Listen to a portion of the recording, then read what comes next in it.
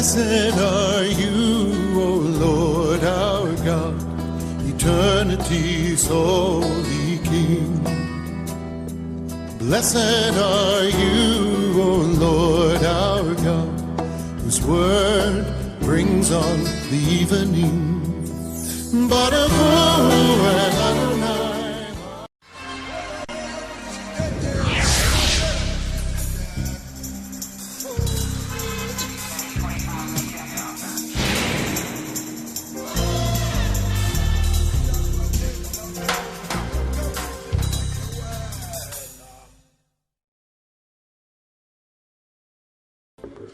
Bonsoir mesdames, bonsoir mesdemoiselles, bonsoir messieurs. Aimables téléspectateurs, merci pour cette marque de sympathie que vous témoignez à l'endroit de notre chaîne, la RTNC2, la télévision qui rime pour le développement. Nous voici donc au rendez-vous de votre émission La Soupière qui reçoit ce soir le révérend pasteur Benjamin Aoka pour une nouvelle thématique. Bonsoir, pasteur Benjamin. Bonsoir, directeur d'IOCA, et merci encore ce soir de penser à moi pour expliquer des choses au peuple de Dieu et à tout le monde, en fait, pas seulement le peuple de Dieu, mais à tout le monde. Merci beaucoup de penser à nous et merci beaucoup pour ce que vous avez décidé de faire pour le peuple à travers le monde. Voilà, participe à cette émission pour une collaboration permanente à la Soupière. Mariana Kingobe, bonsoir. Bonsoir, directeur. Voilà, comment aider votre femme dans l'exercice de son devoir de soumission, c'est ça la thématique choisie pour ce soir. Pasteur Benjamin, une fois de plus, bienvenue dans cette émission. Dans votre introduction, vous notez qu'il n'y a pas de mauvaises troupes, mais il n'y a que de mauvais chefs. Ou si vous voulez bien, il n'y a pas de mauvaises femmes, mais il n'y a que de mauvais maris. Pour vous, comment est-ce que le mari peut bien gérer son autorité dans le mariage, pasteur? C'est peut-être ça même le résumé de tout un livre. C'est pourquoi on a écrit même ce livre. Comment aider les maris à gérer son autorité dans le mariage. Il n'y a pas de mauvaises troupes, il n'y a que de mauvais chefs. C'est un langage, c'est un adage français qui veut nous ramener à la responsabilité. L'homme est responsable de tout. Quand on te donne, quand on te donne une position, on te donne une autorité, on te donne une portion de pouvoir, c'est vous qui êtes responsable. C'est à vous qu'on doit demander qu'est-ce qui ne va pas et qu'est-ce qui va bien. Aujourd'hui, vous avez des enfants, par exemple. On ne viendra jamais demander aux voisins pourquoi les enfants de votre ami sont mal éduqués. Ce n'est pas aux voisins qu'on va demander, c'est à vous, c'est parce que c'est vous qui êtes chef. Dieu aussi, il vous a confié une femme. Il ne viendra jamais demander au mari voisin pour dire que non, comment la femme de ton voisin ne marche pas bien, comment les choses n'avancent pas. Dieu viendra te demander à toi, le responsable, pourquoi la femme que je t'ai donnée a fait ça. Et c'est à toi de justifier. Voilà pourquoi on dit, les responsables du mariage, le chef de la famille, c'est l'homme. C'est à lui que revient toute la charge d'une famille. Si la femme ne va pas bien, c'est lui qui est responsable. Si les enfants ne vont pas bien, c'est lui qui est responsable. Voilà pourquoi nous avons dit, il n'y a pas de mauvaises femmes. Il n'y a que de mauvais maris. C'est-à-dire, il y a des maris qui ne savent pas assumer leurs responsabilités. Dieu nous a tout donné pour donner solution à tout problème. Parce que lui-même le dit, rien n'est impossible à celui qui croit. Tu peux avoir n'importe quelle femme, mauvaise qu'elle soit. Dieu t'a donné le pouvoir de redresser cette femme, de l'aider à devenir une bonne femme, de l'aider même à devenir très soumise. Voilà l'objectif de cet ouvrage. Donc nous sommes là pour montrer au mari comment gérer son autorité dans le mariage. C'est pourquoi nous avons écrit tout ça. Donc répondre à la question comme ça, c'est répondre directement à tout un livre. Peut-être avec le temps, quand nous sommes en train d'évoluer, le mari, en nous suivant comme ils sont en train de nous suivre là, ils vont découvrir au fur et à mesure qu'on avance comment gérer cette autorité dans les mariages. Ça, c'est bien dit. Alors, pasteur Benjamin, dans tout ce que vous avez toujours dit jusqu'à présent dans vos enseignements, nous remarquons qu'il y a un mystère dans la femme. Dans la plupart des foyers, nombreux maris préfèrent que leurs épouses se soumettent, alors qu'eux-mêmes n'ont plus d'amour envers celle-ci. Concernant la soumission, vous nous aviez révélé autrefois que c'est seulement Dieu qui peut juger la femme, non pas l'homme. Alors, pasteur, ne trouvez-vous pas qu'il y a un mystère qui échappe à l'homme et à la femme elle-même? Oui, Regardez d'abord, revenons d'abord au jardin d'Éden. D'où commence le problème de soumission et de chef? Ça a commencé au jardin. Quand Dieu a créé Adam, il ne lui a rien dit. Que non, c'est toi qui es le chef, non. Il lui a dit tout simplement que je te donne une aide semblable. C'est tout. D'où est venue la notion de chef? C'est quand l'homme a connu la chute. Donc quand l'homme et la femme ont connu la chute, quand les serpents étaient là. Alors Dieu a donné des responsabilités. Il est venu à l'homme. Il dit que bon, à partir d'aujourd'hui, tu vas travailler dur. Et pour vivre et manger, tu dois connaître la sueur. Il faudra que la sueur sorte de ton front pour que tu manges. Il dit à la femme, tes grossesses seront très douloureuses. Tous tes besoins se tourneront vers ton mari. Mais lui, il dominera sur toi. Maintenant, il y a un problème, c'est quoi? C'est à la femme qu'on a dit que l'homme dominera sur toi. Mais l'homme cesse son travail, de travailler dur et de manger la sueur de son front. Il commence à s'attaquer au devoir de la femme. Il dit, non, écoute, tu dois être dominé. Non, mais écoutez, Dieu n'a pas dit ça à l'homme. Et même dans la Bible, Dieu n'a jamais dit à un mari, soumets ta femme. Il n'a jamais dit ça. Il s'est adressé à la femme. C'est une révélation qui ne concerne que Dieu et la femme. La soumission, c'est une révélation qui vient de Dieu et qui révèle à la femme, voici comment tu vas te comporter devant ton mari. Beaucoup de femmes qui n'ont pas été soumises à leur mari, elles continuent à souffrir. Pourquoi aujourd'hui les femmes sont dehors? Pourquoi aujourd'hui les femmes ne se marient pas? C'est parce qu'elles n'ont pas compris la révélation de la soumission. Pourquoi il y a divorce aujourd'hui? C'est parce que les femmes n'ont pas compris la révélation de la soumission. Dieu a dit à la femme un secret. Il lui a dit, si tu veux vivre heureuse, sois soumise à ce monsieur ici. C'est moi je le connais. C'est moi qui l'ai créé. Malheureusement, au lieu que la femme elle-même obéisse à Dieu, elle attend qu'on lui demande ça. C'est un mystère, c'est un secret que Dieu a donné à la femme. C'est une bénédiction de la femme, la soumission.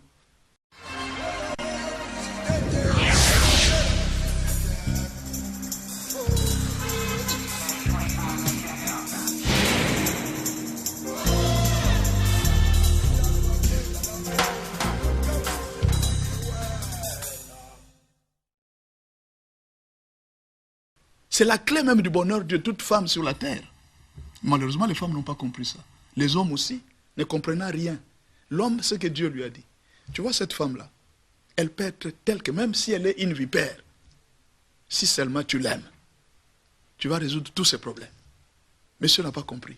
Maintenant, il cherche maintenant à imposer ce que Dieu a à la femme. Tu sais, Dieu avait dit, tu seras soumise. Alors, si tu n'es pas soumise, on ne se marie pas. Non, mais ce n'est pas le devoir que Dieu t'a donné. Comme il ne faut pas aller. Voilà pourquoi on dit, il n'y a pas de mauvaises troupes, il n'y a que de mauvais chefs. C'est-à-dire, l'homme entre dans ce qu'on ne lui a pas demandé. On t'a dit d'aimer ta femme. Aimer, c'est beaucoup de choses. Je pense qu'on va parler peut-être quand on évolue avec la question. Il y a un principe. Le principe d'aimer. Aimer, c'est beaucoup de choses. Quand on dit à l'homme d'aimer, c'est beaucoup de choses. C'est une grande responsabilité. Tu n'as pas terminé tes responsabilités. Devant Dieu, tu commences à réclamer à la femme d'être soumise. Mais ça, c'est trop, non? Les hommes exagèrent. De ce côté-là, l'homme n'a rien à dire en ce qui concerne la soumission, pasteur Benjamin. Nous sommes en train d'écrire ce livre. C'est pour aider effectivement l'homme à comprendre la notion d'abord de soumission et à comprendre la notion de l'amour. Qu'est-ce que l'homme doit réclamer? Qu'est-ce que l'homme doit faire pour que cette femme-là lui soit soumise? C'est ça en fait l'objectif de cet ouvrage. Ce n'est pas que l'homme doit réclamer. En fait, ce n'est pas une chose qu'on doit réclamer. C'est comme la clé et le cadenas. J'introduis la clé et le cadenas s'ouvre. Si vous introduisez une information dans un ordinateur qui ne correspond pas aux données, au programme de l'ordinateur ne vous répond rien. Si l'homme n'introduit pas l'amour dans le cœur de la femme, la soumission devient compliquée. Elle peut être soumise par hypocrisie. Elle devient hypocrite pour éviter des problèmes, pour éviter la violence. Peut-être si je fais ça, il risque de me frapper. Cette femme sera soumise. Mais en fait, ce n'est plus la soumission, ça devient l'esclavage. Elle devient hypocrite. Vous voyez les esclaves, même s'ils n'aiment pas son maître, il est soumis. Qu'est-ce que je vais faire? C'est ce qui m'est imposé. Ce n'est plus la soumission, ça devient l'esclavage. L'homme doit attendre de la femme la soumission et non cet esclavage-là, cette hypocrisie. La femme est soumise parce qu'elle sait que je n'ai où aller. Non, mais ça, ce n'est pas la soumission. Nous sommes en train de demander aux hommes de suivre cet ouvrage, de lire les principes qui vont les aider à amener leurs femmes à la vraie soumission. Et c'est ce qui produit le bonheur que tous ces hommes sont en train de chercher. Vers les prostituées, vers dépenser beaucoup d'argent inutilement. Alors que tout ce que tu cherches à une prostituée, tu peux trouver ça chez ta femme. Voilà un peu l'objectif de cet ouvrage. Alors, pasteur, excusez-moi, Mariana, de monopoliser la parole. Pasteur, présentement, on parle de la parité entre l'homme et la femme. Et il y a certaines personnes qui comprennent très mal cette notion de soumission. Malheureusement, bon, je ne sais pas. Je ne sais pas celui qui est venu avec la notion de la parité. Je ne sais pas qu'est-ce qu'il voulait dire dans sa tête. Je ne sais pas si ça veut dire 50-50. C'est-à-dire 50%, 50%. Nous partageons les pouvoirs. Ce n'est pas possible. On ne peut pas additionner, je peux vous poser une question très difficile. 2 poules plus 2 canards, ça fait combien? C'est difficile. C'est difficile. Vous allez faire, ça fait combien? 2 poules plus 2 canards, ça fait combien? On ne peut pas parler de la parité entre deux choses qui sont de nature différente. On ne peut pas partager le pouvoir entre 2 choses qui sont de nature différente. On ne peut pas additionner 2 coqs et 2 chèvres. Ça va faire combien? Ça ne fait rien. Donc il n'y a pas moyen de parler de 50-50. Partager le pouvoir entre l'homme et la femme, c'est impossible. La femme est complémentaire à l'homme. L'homme ne portera jamais la grossesse, parce que quand on va dire 50-50, ça dit que l'homme porte aussi la grossesse. Est-ce que c'est faisable? Non, c'est pas faisable, nous, quand même. Que l'homme commence aussi à allaiter. Comme moi, j'ai allaité 3 fois, toi aussi, tu allaites 3 fois. Mais ce sont des choses... Je ne sais pas d'où est venue cette théorie. Peut-être que c'est les diables qui ont introduit une notion pour montrer à la femme de se révolter seulement, afin de lui créer le malheur. Voilà pourquoi aujourd'hui, la ville où est partie la parité, c'est un mot français. Allez en France, allez voir comment est-ce que les femmes souffrent pour le mariage. C'est terrible. Ils ont commencé avec la parité, mais aujourd'hui, les mariages en France, ça ne tient pas. Pourquoi ils sont arrivés au mariage homosexuel, au mariage gay? C'est parce que justement, ils ont voulu dévier un plan de Dieu, de la complémentarité, pour partager le pouvoir 50-50. Les hommes ont peur d'épouser les femmes françaises, ou même occidentales. Et si j'épouse celle-là? Non, non, non, non, c'est chaque jour vous irez au tribunal. Finalement. Pourquoi? Parce qu'on a introduit une notion de 50-50. On ne peut pas partager le pouvoir entre l'homme et la femme. Dieu n'a jamais partagé. C'est toujours 30% d'après Dieu et 70% pour l'homme. C'est ça le principe biblique. Voilà, nous nous adressons ce soir aux hommes. Comment aider votre femme dans l'exercice de son devoir de soumission? Nous le disons à l'intention de ceux qui viennent de nous rejoindre dans cette émission La Soupière. Nous recevons pasteur Benjamin Aoka, l'auteur même de cet ouvrage que nous venons de vous citer ici. Participe à cette émission à titre de collaboration Madame Mariana Kingombe. Vous avez une préoccupation à l'endroit de pasteur. Oui, merci, directeur Dioka. Pasteur, j'ai une question qui est très importante. Autrefois, quand vous parliez de ce que la femme doit faire pour aider son mari à l'aimer davantage, vous disiez que le bonheur se cache dans 3 principes. Oui. Je dirais que vous avez parlé de l'amour, la considération et la satisfaction. Oui. Est-ce que cette recommandation est-elle applicable également chez l'homme? Oui, au fait, c'est logique, non? Tout le monde, c'est pas seulement dans le domaine du mariage, c'est dans tous les domaines de la vie. La considération, prenons même en politique. Pourquoi les gens chantent quand un leader est là? Quand on les reçoit, il faut qu'il y ait tout un protocole. Les leaders attendent une considération de la part des sujets. Le roi attend une considération de la part des sujets. Les parents attendent une considération de la part de leurs enfants, de la part de leurs épouses. C'est logique pour tout homme. Toute personne, même quand nous arrivons dans cet endroit, si vous travaillez et qu'on ne vous considère pas, vous ne serez jamais heureux. Vous-même, vous allez demander, dire non, je trouve que ma place n'est pas dans cet endroit. Pourquoi? Parce qu'on ne vous considère pas. Ce n'est pas seulement un problème de mariage. Les 3 principes du bonheur, ce sont des principes universels. La considération, l'amour et la satisfaction. Imaginez un peu, nous sommes en train de faire cette émission. Voyez un peu comment est-ce que le directeur du Yoka est très exigeant avec son émission. Mais il voit dans l'émission, on lui sort des images qui ne sont pas claires. Il n'est pas satisfait. Qu'est-ce qu'il peut dire? Reprenez cette émission, moi je ne suis pas satisfait. Pourquoi on change? Pourquoi aujourd'hui vous pouvez changer un supermarché? Vous pouvez changer un supermarché parce que quand vous arrivez, vous trouvez que la qualité des choses qu'on vous a vendues, vous n'êtes pas satisfait. Non, non, pour la fois prochaine, je n'achèterai plus là-bas. C'est-à-dire, c'est un principe universel. Alors quand nous arrivons au mariage, même l'homme, il a besoin d'être satisfait. Il a besoin, dans son mariage, d'être aimé. Il a besoin d'être considéré. Alors beaucoup de femmes ont commis cette erreur de ne pas considérer leur mari. Parce qu'on ne parle pas des femmes aujourd'hui, on parle des hommes.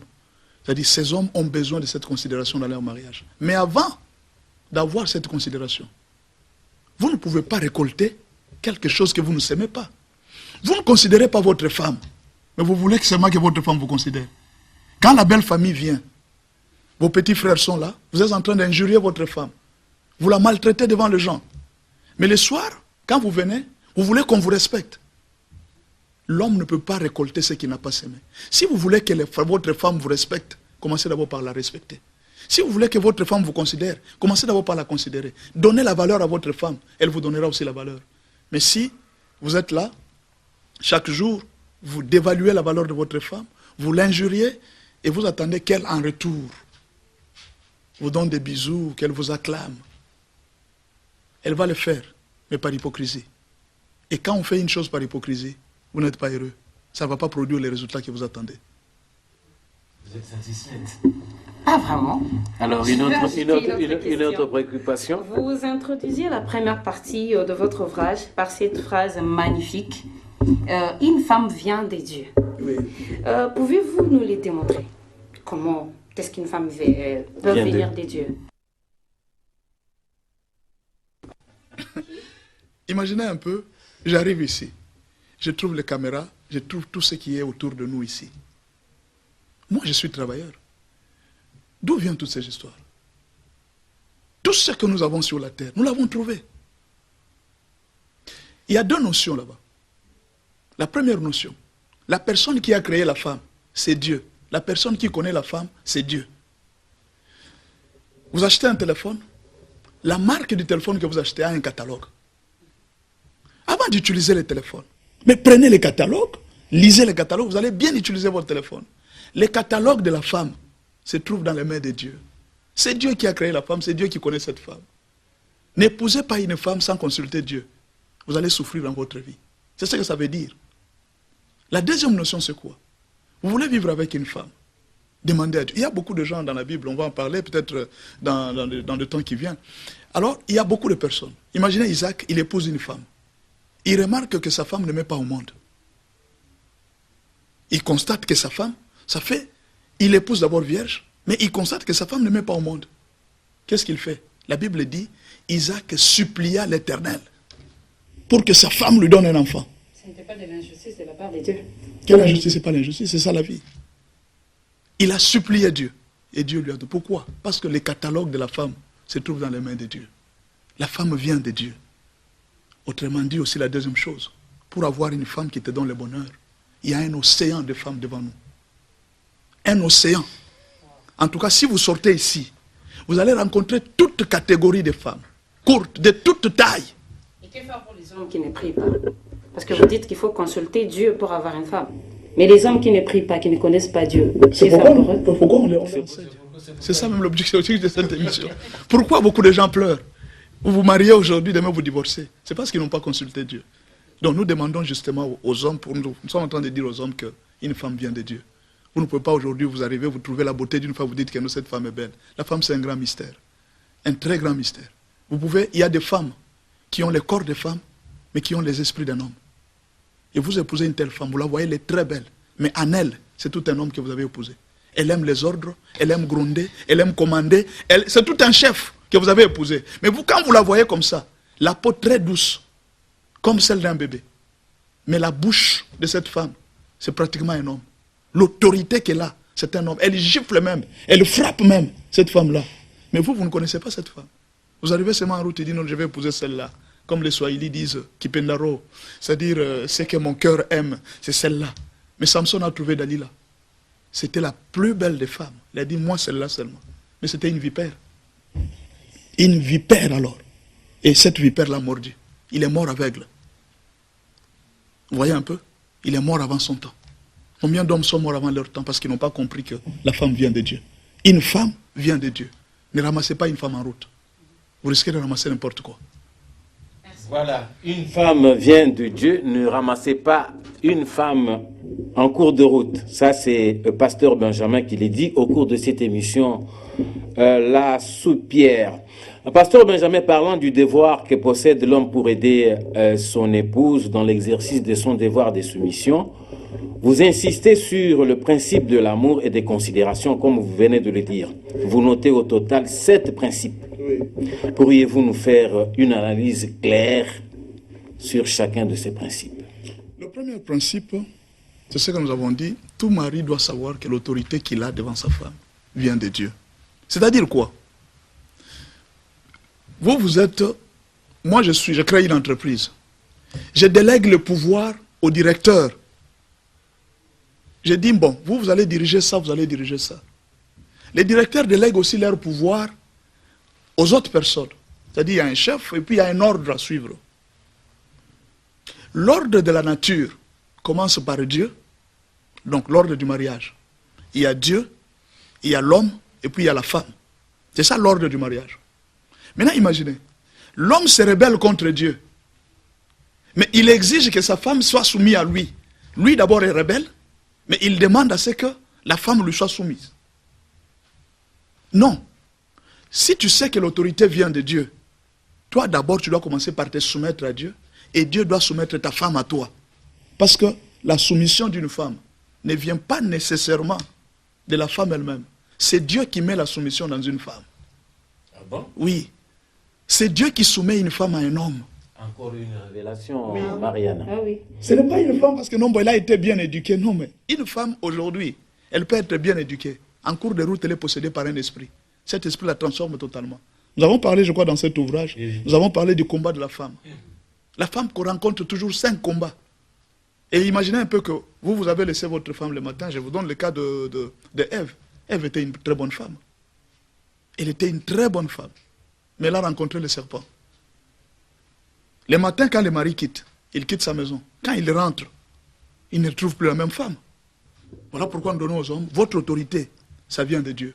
Vous devez apprendre à respecter Dieu. Et même à prier pour cette femme.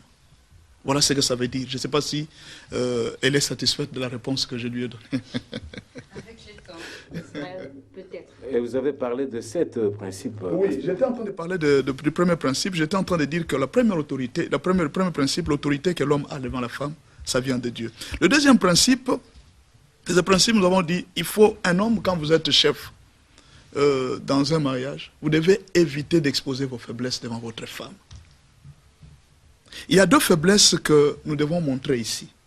La première faiblesse qu'un homme ne doit pas montrer, c'est d'abord les excès de table. Un homme ne doit pas beaucoup manger. Non, mais si de nature vous êtes comme ça.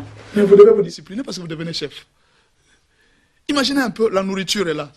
C'est une petite nourriture. Vous savez, quand nous venons à la maison, nous sommes tous parents. Vous arrivez à la maison, l'enfant a déjà mangé. Il a déjà mangé, on l'a déjà servi. Quand il voit papa commencer à manger, l'enfant est là, ils sont 4.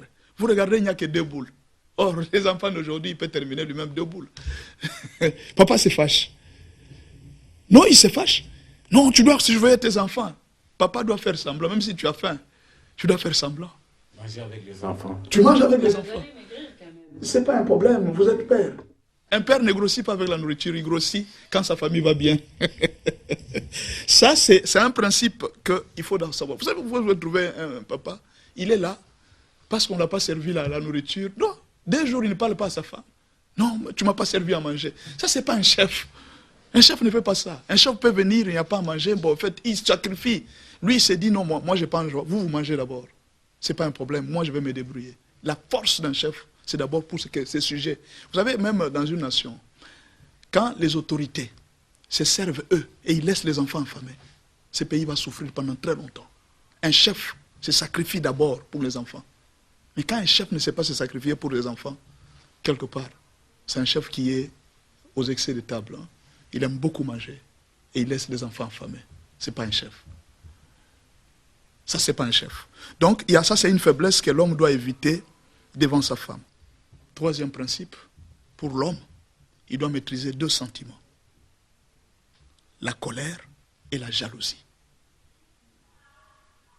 Vous savez, il y a un verset de la Bible. Hein. Je crois que ça doit être en Job, chapitre 5, verset 2. La Bible dit ceci. La jalousie rend un homme imbécile. Vous imaginez, je vous donne un cas. Un monsieur arrive, il trouve au coin sa femme en train de vendre les foufous. Il y a un homme qui est venu acheter des foufous. Vous savez, il y a des hommes célibataires qui achètent du foufou. Cet homme a passé beaucoup de temps à causer avec sa femme. Sa femme était en train de lui poser, mais quand est-ce que toi tu vas te marier?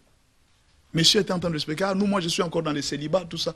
Or, le mari de la femme qui vendait le foufou était en train d'observer de loin. Il regarde, il dit, ah, ma femme a beaucoup causé avec ce monsieur-là. Il est venu sous la colère. Il a renversé les bassins de foufou que sa femme vendait. Quand il a vérifié, il s'est rendu compte que ce n'était qu'un client. Mais le matin, quand il s'est réveillé, la femme lui a dit, maintenant, qu'est-ce qu'on va manger aujourd'hui? C'était les seuls qui nous aidaient à acheter même du pain. Mais depuis hier, je n'ai pas vendu. Maintenant, il a faim. À cause de la jalousie, il a renversé les foufous. Maintenant, là, il a faim. J'ai vu un homme en train de frapper sa femme. Il prend sa tête à cause de la jalousie. Il la frappe au mur. Et après quelque temps, on a demandé à faire les scanners. Il fallait dépenser $600. Combien de personnes aujourd'hui cassent des téléphones de $1000, des télévisions, à cause de la jalousie? Ça coûte combien ce que vous êtes en train de casser? Il y a des gens qui ont brûlé leur mari. Il y a des gens qui ont tué des gens à cause de la jalousie. Ce n'est pas pour rien que la Bible a parlé de la maîtrise de soi. On constate aujourd'hui à Kinshasa, on dit que si tu n'es pas jaloux de ton mari, c'est que tu ne l'aimes pas. Je ne parle pas de la femme. Ou de l'homme aussi. Je suis en train de parler de... En fait, la jalousie, c'est un sentiment normal. Même Dieu est jaloux. Mais on est en train de parler de la maîtrise de soi. Imaginez, nous sommes ici. Moi, j'ai fait l'émission, vous êtes une femme. Ma femme regarde à la télévision et dit, tu as fait avec une femme l'émission là. En tout cas, je ne veux plus te voir à cette émission. Ou alors, en tout cas, mais elle détruit tout. Pourquoi? Parce qu'elle dit non. Comme la façon dont tu regardais cette femme-là, je sens comme s'il y a quelque chose. Non, non, je ne veux plus te voir à cette émission-là. Mais elle détruit tout. Est-ce que vous imaginez? Combien de personnes aujourd'hui ont détruit des relations avec leur chef? Les chefs l'ont appelé pour un rapport. Il dit, mais monsieur, chef comme le chef, c'est une femme. La directrice, c'est une femme. Il appelle monsieur, il dit, excusez-moi de t'appeler en retard, hein, mais écoute, demain avant de venir au travail, tu m'amènes tel rapport. La femme dit, qui est cette femme qui t'a appelé? Ou bien le mari dit que c'est monsieur-là qui t'appelle à tout moment là. Mais nous travaillons avec lui. Tu vas détruire le travail de ta femme. Un jour, j'ai vu un couple, c'est la femme travaillait quelque part. La femme échangeait très bien avec un monsieur du travail. Mais écoutez, le mari à la maison, il a dit non, non, non, tel que j'ai vu, vous avez échangé avec ce monsieur, il y a quelque chose. À partir d'aujourd'hui, tu ne travailles plus. Et monsieur a frappé sa femme, il l'a traînée comme une bête. Or, en réalité, il n'y avait rien. Cette femme a montré les photos, elle était gonflée au visage, comment est-ce que le mari l'a frappée? Parce qu'il m'a suspecté. Mais bien sûr, la jalousie peut exister, mais il faut avoir des preuves. Il ne faut pas réagir quand on n'a pas de preuves. Voilà ce qu'on est en train de demander. On ne refuse pas d'être jaloux, mais avoir la maîtrise de soi pour que la jalousie ne tue pas tout un mariage. Est-ce que vous savez qu'il y a même beaucoup de gens qui ont divorcé à cause seulement de la jalousie, alors qu'ils n'ont même pas de preuves? Pas de preuves, mais il a divorcé. Donc nous sommes en train de dire au mari, le troisième principe, il faut maîtriser la colère et la jalousie. Alors il y a un quatrième principe que nous allons voir. Bon, bien sûr, la colère, bien sûr, on n'a pas beaucoup parlé de la colère parce qu'il y a deux sortes de colère. Souvent, il y a la colère vive et il y a la colère lente. La colère vive, c'est quelle colère? Il y a des hommes, quand ils se fâchent, ils s'enflamment, ils parlent, il injurie, il dit tout ce qu'il peut dire, et puis il oublie. Souvent, ce sont des bons maris. Mais il y a les autres, qui sont comme les gens de notre tribu ici, la tribu ici, la tribu ici. Alors, ces gens-là, tu peux lui faire du mal. Il est en train de t'observer, il rit. Mais dans son cœur, ça c'est la colère lente. La colère des rancuniers. Ces gens-là sont terribles. Les jours qu'il va réagir, ces gens-là ne pardonnent pas. Quand il te dit que c'est fini, c'est fini. Il ne pardonne pas. Alors, dans les mariages, il faut éviter ce genre de colère. Que ce soit la colère vive. Oh, moi je suis polélé, moi je dis c'est ma de vérité. Il y a des vérités qu'on ne prononce pas. Vous allez trouver un mari, parce qu'il est fâché contre sa femme, il a injurié le père de la femme, donc son beau-père. Il a injurié sa belle-mère, il a injurié toute la famille. Et quand il a injurié là, il est en train de sortir des bêtises. C'est un chef. Voilà pourquoi nous avons dit, il n'y a pas de mauvaises troupes. Il n'y a que de mauvais chefs. Et quand il a injurié là, les enfants sont là. Tu apprends quoi aux enfants? Donc, le quatrième principe, il faut savoir être serviable. Il y a un problème ici de la serviabilité. Beaucoup de maris pensent que les travaux ménagers, c'est pour la femme. Il y a un pasteur qui nous a donné un témoignage, c'est un pasteur qui venait du Canada. Il dit qu'il avait remarqué à un certain moment que son ministère, l'église qu'il dirigeait n'avançait plus. Alors il a commencé à prier, il dit, mais comment est-ce que les gens ne viennent pas? Comment est-ce que les ministères n'avancent pas?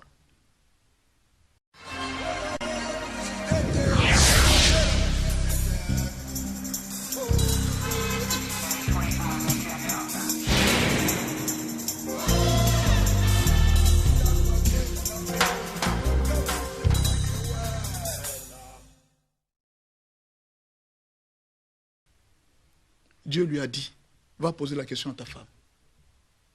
Alors quand il arrive chez sa femme, il pose la question, est-ce que tu as un problème?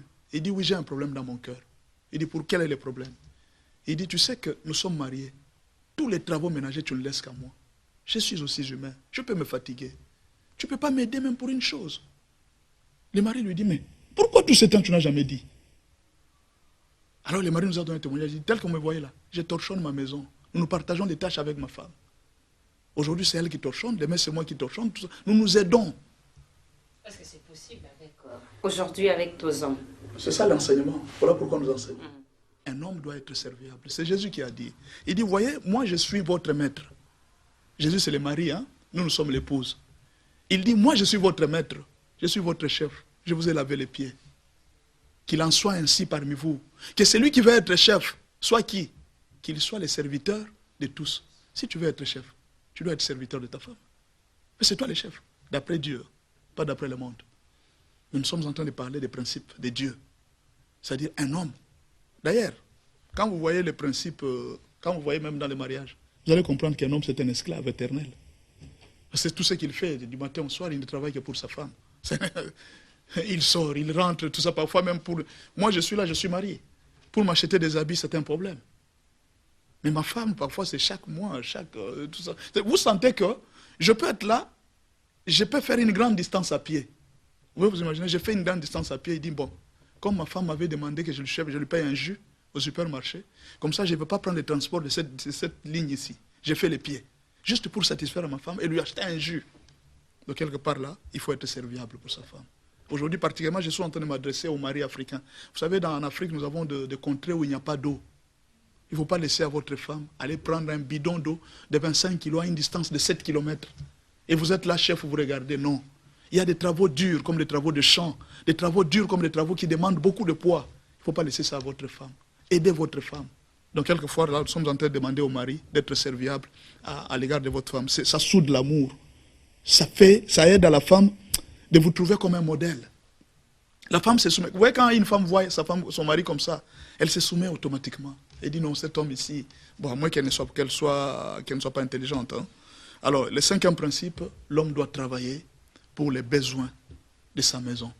Aujourd'hui, nous avons vu beaucoup d'hommes qui sont là, la femme en train d'amener tout, et lui ne fait rien à la maison. Ça, c'est pas normal.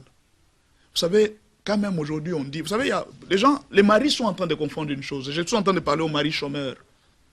Ceux qui ne travaillent pas, écoutez-moi. Il ne faut pas confondre l'emploi et le travail. L'emploi et le travail sont deux choses différentes. Dieu n'a pas dit il y a l'abondance dans tout emploi. Dieu a parlé plutôt il y a de l'abondance dans tout travail. Le travail, vous pouvez avoir un diplôme. Mais si les domaines dans lesquels votre diplôme ne vous donne pas le travail, vous avez eu le diplôme ne vous donne pas le travail, vous pouvez créer un emploi. On engage les gens ici pour balayer les routes. Profitez pour le faire. Il y a beaucoup de travaux, on peut vendre de l'eau, on peut vendre tout. Il n'y a pas de sots métiers, il n'y a que de sottes gens. Donc nous demandons aux hommes, votre femme vous respecte. Vous savez, quand une femme, elle touche un salaire de 1000 $, et que son mari lui amène 20 $ chaque fin du mois. Pour une femme, l'argent du mari a plus de valeur que son salaire. La femme trouve l'argent de son mari quelque chose de précieux. Mais quand tu es là, du matin au soir, c'est ta femme qui te nourrit. Tu fais la paresse. C'est malheureux. Cette femme ne te respectera jamais. Et tu ne seras jamais heureux. Il n'y a aucun homme qui est heureux en étant supporté par sa femme. Tu ne seras jamais heureux. Le bonheur... On peut découvrir le sixième et septième principe avant de passer à la conclusion, puisque nous sommes pressés par le temps. Oui, le sixième principe, c'est le pardon et la libéralité. L'homme doit apprendre à pardonner. Vous savez, je prends un exemple, hein. Entre l'homme et la femme, qui a plus de valeur. Entre l'homme et l'enfant plutôt, qui a plus de valeur. Pour certains hommes, l'enfant a plus de valeur qu'un homme, que la femme. Imaginez, vous êtes dans le mariage. Vous êtes venus, les enfants sont venus après vous. Regardez un enfant qui casse la voiture. Il vole la voiture de son père, il va cogner ça quelque part. Papa va pardonner facilement. Ah, ce n'est qu'un enfant. Mais si une femme fait un dégât, l'homme va directement à la commune. Il va directement vers la famille de la femme. On va divorcer. Pourquoi vous avez pardonné à votre enfant, mais votre femme, vous ne l'avez pas pardonné? Les hommes pardonnent beaucoup facilement leurs enfants, plutôt que leurs femmes. Nous sommes en train de parler du pardon. Je vais profiter aussi pour parler de la libéralité. Je vous donne un exemple. Ça, c'est une fille qui est fiancée qui nous a donné ce témoignage. Il dit, pasteur, vous pouvez vous imaginer, je suis avec mon fiancé à Bandal. Nous arrivons à Bandal. Mon fiancé me dit, attends-moi quelque part, là j'arrive. Il est parti, il arrive au coin. Il achète des beignets et les arachides. Un sucré. Moi, je l'attends. Il mange, il termine. Et puis, il vient me rejoindre.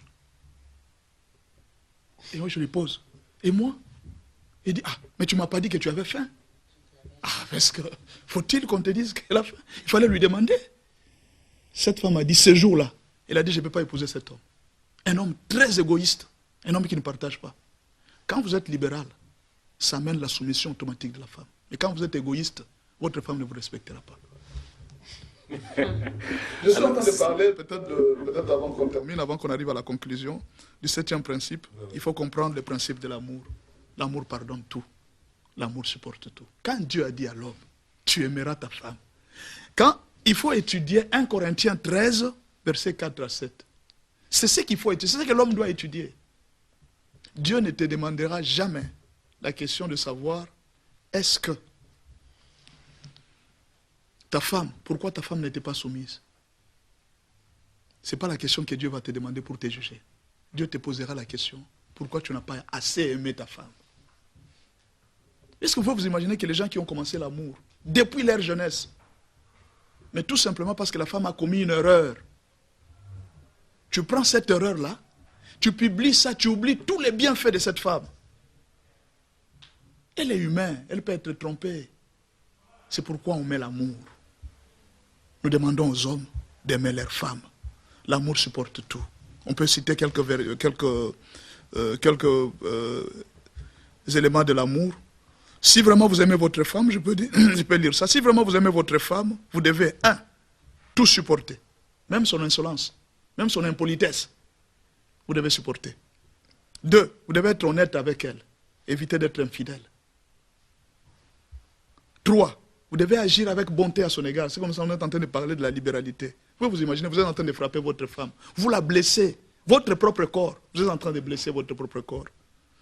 Vous devez éviter la jalousie, l'envie et la colère. Parce que l'amour ne soupçonne pas.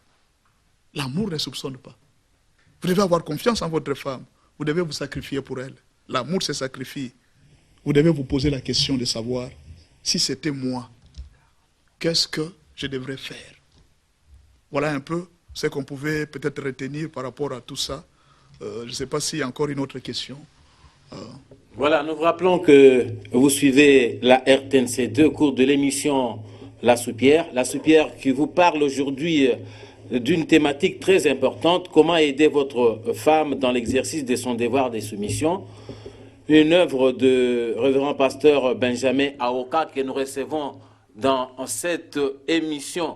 Alors, je vous signale que nous ne serons plus en mesure de décortiquer tout l'ouvrage, raison pour laquelle je vous le recommande. Vous pouvez contacter pasteur Benjamin Aoka au numéro 081 52 99 906. Je récapitule, 081 52 99 906. Donc, vous les contactez et il va vous dire là où vous pouvez le voir pour être en possession de cet ouvrage magnifique qui va ainsi stabiliser votre foyer. Alors, vous avez une dernière préoccupation peut-être, oui. À demander, à confier au pasteur en ce qui concerne les conseils alors, comment vous la formulez, cette recommandation? Oui, pasteur. Quels sont les conseils que les hommes peuvent retenir afin d'aider leurs épouses dans l'exercice de leur devoir de soumission? Il y a beaucoup de conseils, il y en a beaucoup, il y en a plein, je ne sais pas si on peut commencer par où, mais ce que je peux retenir est que d'abord, tout mari doit apprendre à prier pour sa femme, à la soutenir et à l'aimer. En tout cas, ça, j'insiste beaucoup. Les hommes aujourd'hui ont abandonné les femmes à l'église. Il y a même beaucoup de maris qui n'accompagnent pas les... Vous êtes catholique, vous êtes dans les églises de réveil, accompagnez toujours votre femme à l'église. Adam a fait cette erreur. Il a laissé sa femme dans le jardin seule.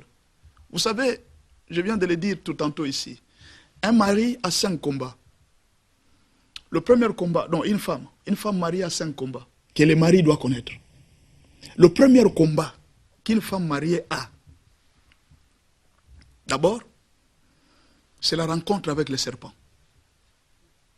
Il y a 5 catégories ou même 4 catégories de serpents qu'une femme peut rencontrer. Comme Ève avait rencontré les serpents. La femme peut aussi rencontrer des serpents. Premier serpent, l'ex de cette femme. Vous savez, quand votre femme rencontre son ex, elle peut aller au marché, finir à l'hôtel et rentrer, vous préparer la nourriture sans que vous puissiez le savoir. C'est trop dangereux pour un homme. Voilà pourquoi les hommes doivent prier pour leur mari. Deuxième serpent. Une femme peut rencontrer un faux prophète. Le faux prophète lui dit, il dit, non, non, j'ai vu ton mari, c'est un occultiste. Ce n'est pas l'homme de ta vie. Elle rentre à la maison et change d'humeur. Ah, vraiment. Donc l'homme que j'ai épousé, c'est un faux. Elle a rencontré un prophète de bonne aventure, un diseur de bonne aventure, un faux prophète. Et cette femme devient malade parce qu'on lui a dit ça. C'est un serpent. Le troisième serpent, c'est aujourd'hui la télévision. Elle a regardé Novella. Elle a regardé les séries. Elle a vu comment est-ce que l'autre a donné la fleur le jour de l'anniversaire. Maintenant, elle prend ça, elle compare ça avec son mari. Il dit, lui ne m'a pas... Vous avez vu dans la série là, il remet le cadeau d'anniversaire, fleur. Mais moi, on ne m'a pas remis la fleur. En tout cas, mon mari ne m'aime pas. Alors, c'est une façon de dire que la femme doit... Elle rencontre tel serpent. Un homme doit surveiller sa femme. À tout moment, la femme a un combat. Et l'autre combat qu'une femme peut avoir, c'est le diable. Vous savez, aujourd'hui, beaucoup d'hommes négligent que Satan est toujours... Il y avait un combat, Dieu avait dit ceci. Il dit à Satan, pendant qu'on était en train de partager les tâches, Dieu a dit à 3 personnes, parce que le mariage est toujours constitué de 4 personnes. Autour du mariage, il y a 4 personnes. Il y a Dieu, il y a l'homme, il y a la femme, et puis il y a le diable. Quand vous allez voir, regardez le scénario du jardin d'Éden, c'est le même scénario. Il y avait Dieu, il y avait la femme, il y avait l'homme, et puis il y avait le serpent. Même aujourd'hui, ce scénario existe toujours. À côté de la femme, il y a toujours un serpent. Il y a toujours le diable. Alors, que vient faire le diable? Le diable, on lui a dit ceci. La descendance de la femme écrasera ta tête. Dites-moi un peu. On vous dit que celui qui va écraser ta tête va sortir de ce trou-là. Il va sortir de cette parcelle. Celui qui va te tuer va sortir de cette parcelle. Qu'est-ce que vous allez faire? Vous devez être à côté chaque jour pour veiller de la personne qui va sortir, parce que cette personne risque de me tuer. C'est ce qu'Hérode a fait. Quand Hérode a appris que Jésus est né, qu'est-ce qu'il a fait? Il a envoyé des gens pour tuer tout le monde. C'est ce que le diable fait jusqu'à aujourd'hui. Il est toujours à côté de la femme pour l'empêcher de faire sortir une descendance. Est-ce que beaucoup de gens comprennent ça? Que Satan est toujours autour du mariage. Voilà pourquoi aujourd'hui, beaucoup de femmes sont réclamées. Vous allez voir votre femme, vous vivez très bien. Puis à un certain moment, la femme vous dit que je n'aime plus ce mariage. Je ne sens plus ce mariage. Elle a envie de quitter le mariage. Mais qu'est-ce que j'ai fait, ma femme? Qu'est-ce que j'ai fait? L'homme ne comprend pas que c'est une réclamation du diable. Il ne veut pas que cette femme reste ici, parce que demain, vous aurez un enfant qui aura une très grande étoile. Voilà pourquoi beaucoup de femmes sont stériles. Elles sont stériles pourquoi? Parce que Satan sait que c'est de la femme que viendra une descendance qui va m'écraser. Moi, je suis pasteur. Je fais la délivrance. J'ai détruit les œuvres de Satan. Mais si Satan me voyait là où j'allais, je ne sais, il allait boucher ce trou-là. Voilà, nous vous remercions sincèrement, Révérend Pasteur Benjamin Aoka, pour votre disponibilité à servir davantage. Nombreux téléspectateurs qui nous suivent régulièrement au cours de cette émission La Soupière. Comment aider votre femme dans l'exercice de son devoir de soumission? C'est ça la principale thématique. Vous proposez ce soir avec, bien sûr, le concours de notre consoeur Mariana Kingombe. Je vous retrouve ensemble avec Madame Mariana dans la prochaine émission, bien sûr avec la bénédiction du pasteur Benjamin. Merci beaucoup. Je crois que Dieu va nous faire grâce. Voilà qui termine en toute beauté cette production. Merci pour votre fidélité à la RTNC. Nous vous retrouvons la semaine prochaine. Faites de bons rêves, pas de cauchemars. Au revoir.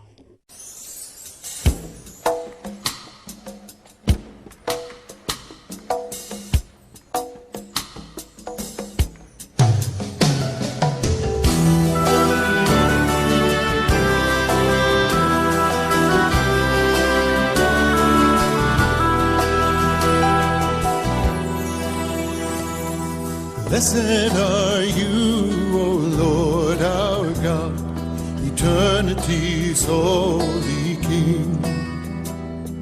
Blessed are you, O Lord our God, whose word brings on the evening. But a